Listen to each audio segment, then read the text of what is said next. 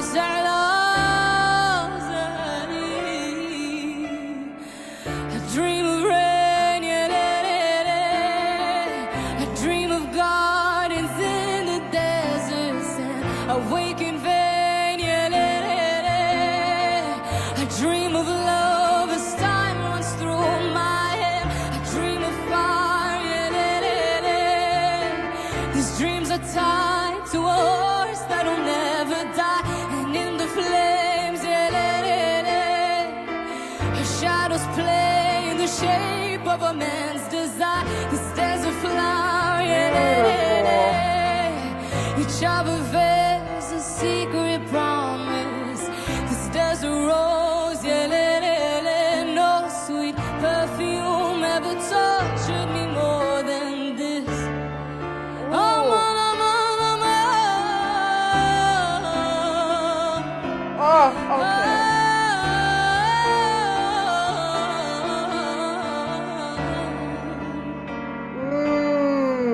Okay, we gotta pause. I will rewind because that part was so good. I gotta look at the lyrics to this because I don't believe the very beginning was sung in English. I don't even know if she was singing on words at all, but it sounded like another language. So let me figure out what that was. So in the very beginning of this song, Faouzia is indeed singing in Arabic, which is one of many Semitic languages. It's a language that is spoken by hundreds of millions of people. I know nothing about the language in terms of phonetics. That is how it's supposed to sound when you see what you see on paper or what you're reading. I have no idea. What I'm going to do is I'm going to go back to when she is singing in Arabic while also watching and reading the words in Arabic, just so I can understand what is going on phonetically, and if it is completely out of my stratosphere of knowledge, which I think it's going to be, or if there are any similarities to other languages that I have studied and sang in. So let's do that. Ya lili ya leil. I don't know.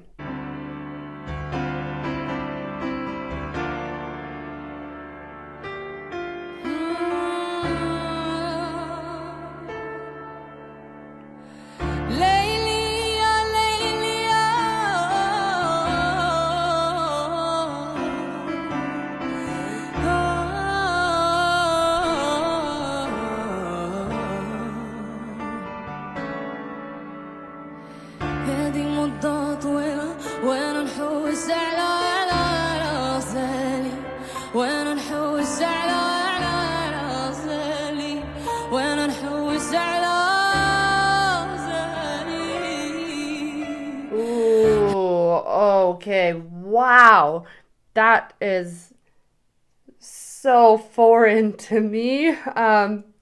So the very first word she sang started with an L. The translation starts with a word that is spelled Y-A. Yeah, but I believe she was starting on the second word of the first phrase, which is Layli.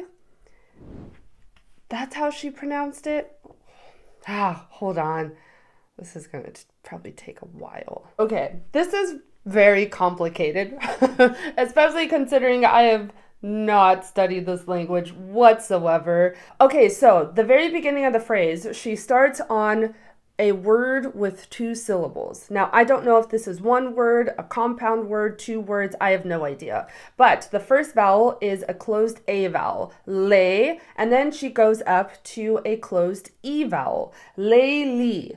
Then the next word, which is translated here, is spelled YA, and that is the word she opens up to.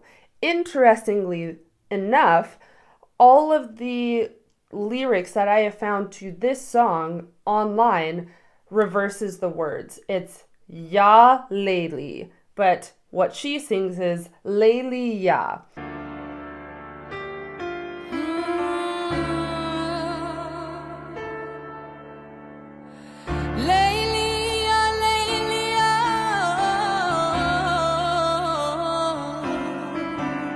It's so different. The last word in the second line, which is spelled Ghzalti.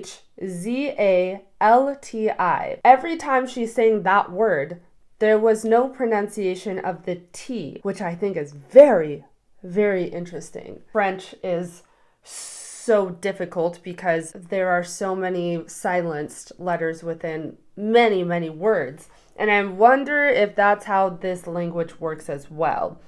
Or if she did pronounce the T, but it's super dentalized. It's not like an American tiger. It's more like tiger. And if that's the case, it's very subtle and I could not hear it. You know what? Honestly, I was just confused. Ooh, is that? What? Is she saying an L?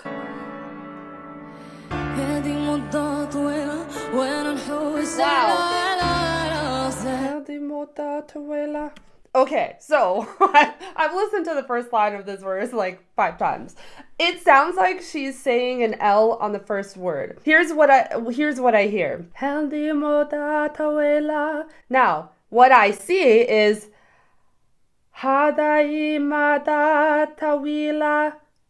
of course, that's using like traditional Italian, some English vowels, which is very ignorant to do. I totally understand that.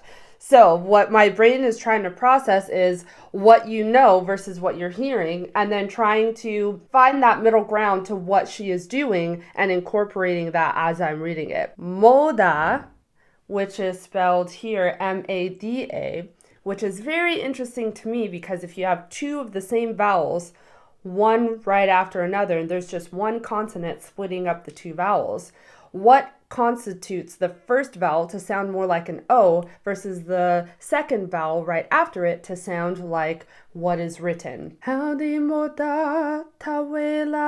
This is just so fascinating. I really actually want to go take an Arabic class just to understand the phonetics of it.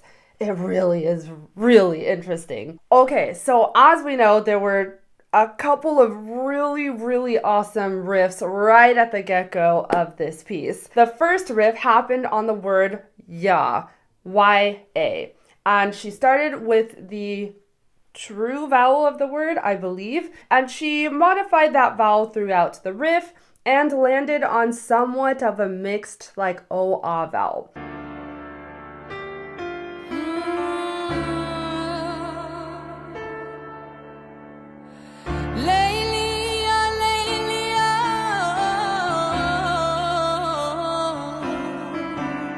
Then, the riff after that, it was short, but so good. So let's break this riff down. We're gonna try and break this down into 3 parts. This piece begins in D minor. I do not know if it modulates later, but right now we're in D minor. The very first part of this riff is just a decoration around that one chord, which is D, F, and A. And she starts on an F. F, G, F, E, F, E. Oh.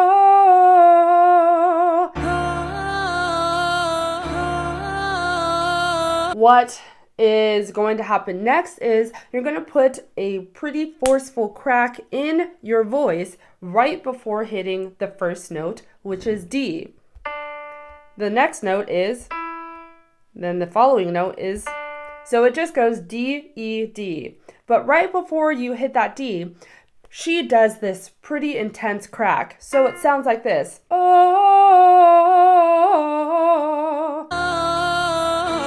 Part 1, part 2. Oh. Part 2. Oh. Now put them together. Oh.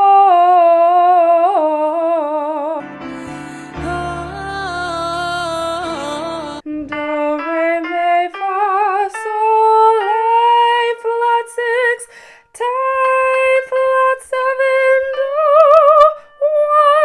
1. You'll hear in a lot of compositions, 6 and 7 will be raised if it's going up. That gives a lot more tension and drive to hearing the actual scale degree 1. So listen to this. Do, re, mi, fa, sol, la, ti. Could you imagine if I just stopped there? Do you hear how much more intense that note is compared to ti, do versus ti? This note really wants to go to do. Right, so what she does in this third part of the riff is she uses that raised 7th scale degree, which in the key of D minor is C sharp. One note has a huge pull to go to 1, while the other note, which is B flat, has a very big pull to go down to scale degree 5. So the notes for the last part of the riff are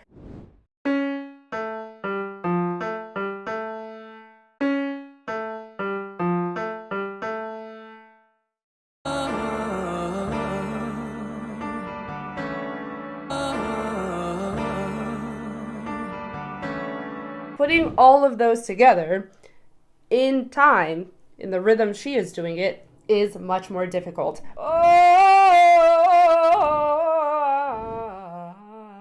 But when you break it down in this way, and you can isolate each part, and then you can speed it up at your own pace, and then connect them at your own pace.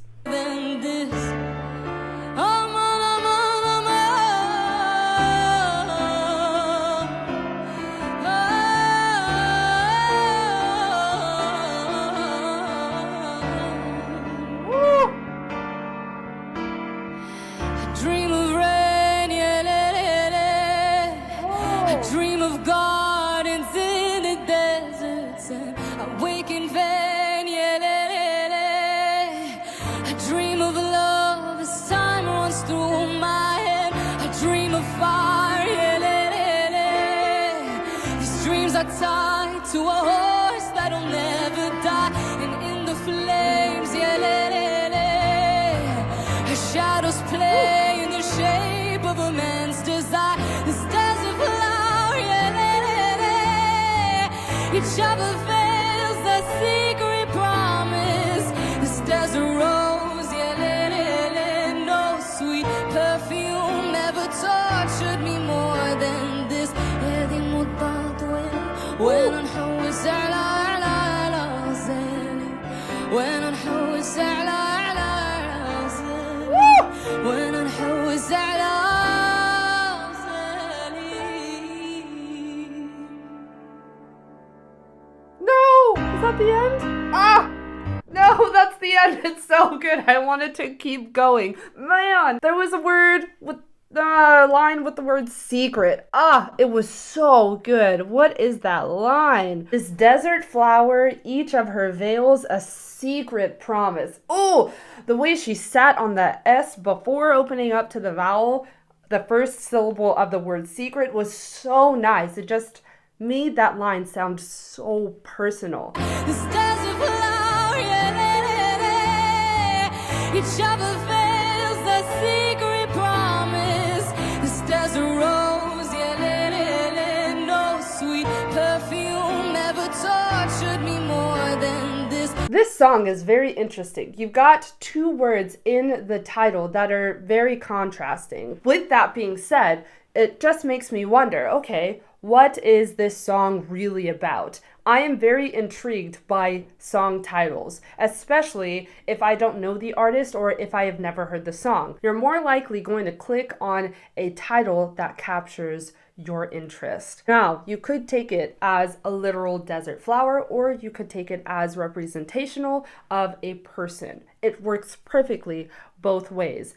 What I like is that it shows the rarity of this situation. Even the idea of seeing a flower in a desert is very scarce.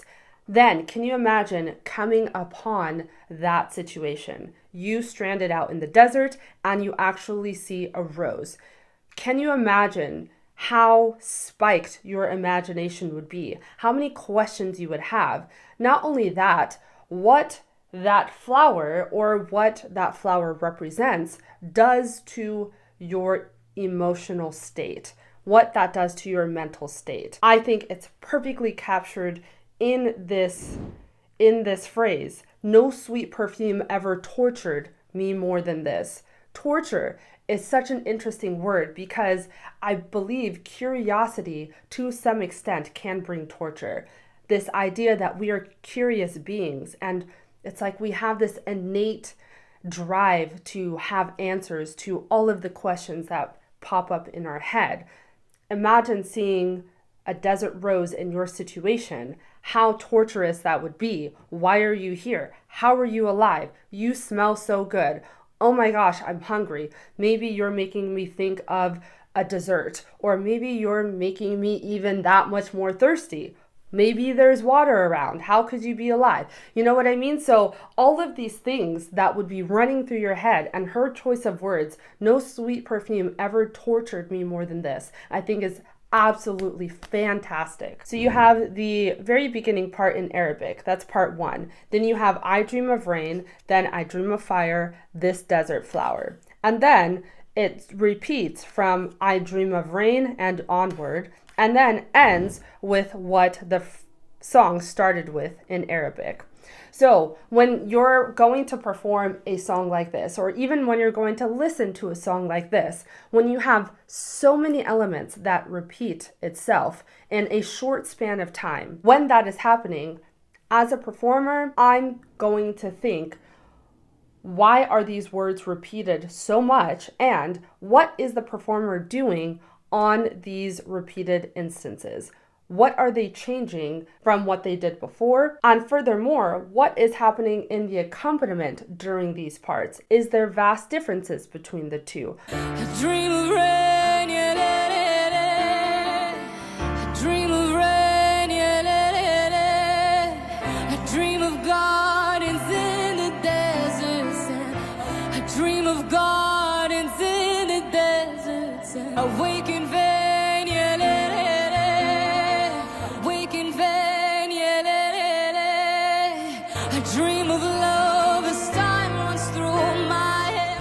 I dream of love as time runs through my head. Her shadows play in the shape of a man's desire. Her shadows play in the shape of a man's desire. This desert flower, yeah, da, da, da. This desert flower, yeah, da, da, da. Each of her veils a secret promise. Each of her veils a secret promise. This desert rose, yeah, da, da, da. No sweet perfume ever tortured me more than this. This desert rose, yeah, da, da, da. No sweet perfume ever tortured me more than this. She did make differentiations between what was being repeated. And, oh, her voice in her upper register is just so good. It sounds so easy. It's so good. If you liked all that you saw, make sure you hit that subscribe button down below and comment down below what performance by your favorite artist you would like me to do an analysis on next. Lastly, make sure you check out the description box for ways you can keep in touch with me, get access to exclusive perks, check out the Soprano Notes blog, and or take a lesson with me. I hope you have a good day and I'll see you soon. Bye!